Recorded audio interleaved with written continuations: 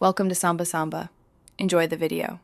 You start by powering the phone down and removing SIM and memory cards to prevent data loss and shorts. Once done, attach an ESD strap and place the phone on a clean, flat surface. You'll use a suction cup and a plastic pick to separate the display adhesive.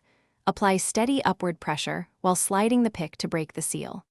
Make sure to keep screws sorted as you remove the back or display. Labeling by step saves time and prevents damaging internal components.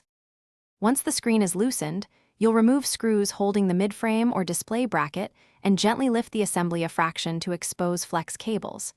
You must disconnect the battery connector first to cut power. This prevents shorting when handling display connectors. Next, release the display and digitizer flex cables using a plastic tool, not metal.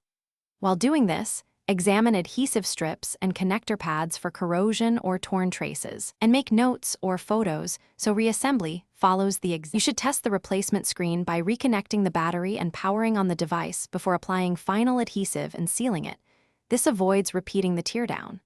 Once confirmed, remove battery power, apply new adhesive strips, carefully align the display using guide pins or edges, and fasten screws in crisscross order to avoid pressure points. Finally, install SIM and boot fully. If the screen remains blank, reset connectors, verify battery voltage, and try a known good panel.